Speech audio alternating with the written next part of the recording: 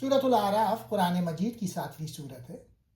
یہ مکی سورت ہے اور اس میں 206 آیات ہیں۔ ڈاکٹر اسرار احمد کے نزدیک یہ سورت بنیادی طور پر دعوت حق، رسالت، توحید، آخرت اور اقوام سابقہ کے انجام پر مشتمل ایک جامع خطاب ہے۔ اس کا مرکزی مضمون یہ ہے کہ اللہ کی ہدایت کو قبول کرنا ہی نجات کا راستہ ہے اور اس سے انکار تباہی کا سبب بنتا ہے۔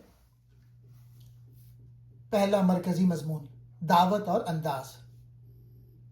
ڈاکٹر اسرار احمد کے مطابق سورۃ الاعراف کا اصل موضوع یہ ہے کہ اللہ تعالیٰ نے انسانوں کو ہدایت کے لیے انبیاء بھیجے۔ ہر نبی نے اپنی قوم کو توحید کی دعوت دی۔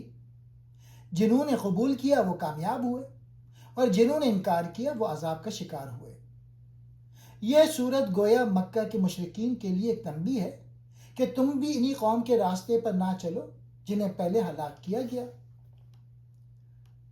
دوسرا موضوع، آدم علیہ السلام اور ابلیس کا واقعہ۔ سورت کے آغاز میں حضرت آدم علیہ السلام اور ابلیس کا واقعہ بیان ہوا ہے۔ اہم نکات: انسان کو اللہ نے اشرف المخلوقات بنایا۔ ابلیس نے تکبر کی وجہ سے سجدہ نہ کیا۔ شیطان کا اصل ہتھیار تکبر، حسد اور دھوکہ ہے۔ انسان کو شیطان سے ہوشیار رہنے کی تلقین کی گئی۔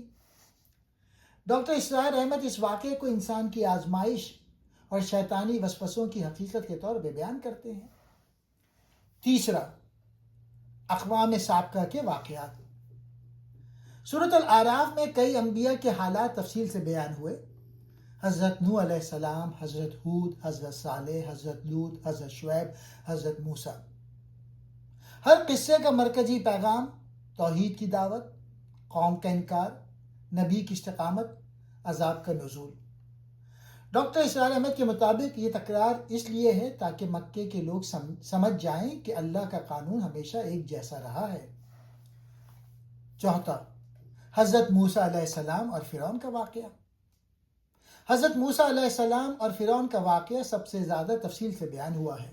اہم نکات: فرعون کا تکبر اور خدائی دعویٰ، بنی اسرائیل کی کمزوری اور بزدلی، اللہ کی مدد اور فرعون کی تباہی، بنی اسرائیل کی ناشکری اور بار بار نافرمانی۔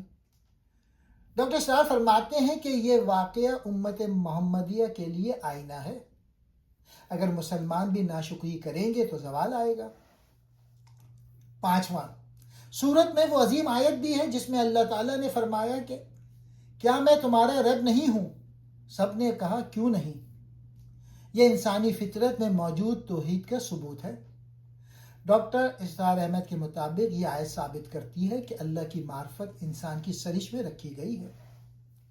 چھٹا، اصحاب اعراف۔ اس سورت کا نام الاعراف اسی واقعے سے لیا گیا ہے۔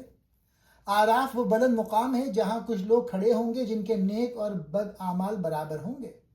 وہ جنت اور جہنم دونوں کو دیکھ رہے ہوں گے۔ یہ تصور انسان کو آخرت کی جواب دہی کی یاد دلاتا ہے۔ ساتواں، اصل پیغام۔ ڈاکٹر اسرار احمد کے مطابق سورۃ الاعراف کا مجموعی پیغام یہ ہے: توحید ہی نجات کا راستہ ہے، رسالت کا انکار تباہی ہے، تکبر انسان کو ہلاک کرتا ہے، شیطان انسان کا کھلا دشمن ہے، اللہ کا قانون مکافات ہمیشہ جاری ہے۔ آج کے دور کے لیے پیغام۔ ڈاکٹر اسرار احمد اس سورت کو موجودہ امت مسلمہ کے لیے تنبیہ قرار دیتے ہیں۔ اگر ہم قرآن کو چھوڑ دیں گے تو زوال آئے گا۔ اگر ہم توحید کو صرف نظریہ رکھیں اور عملی زندگی میں اللہ کی اطاعت نہ کریں تو انجام بھی سابقہ اقوام جیسا ہو سکتا ہے۔ اجتماعی نظام میں اللہ کی حاکمیت قائم کرنا ضروری ہے۔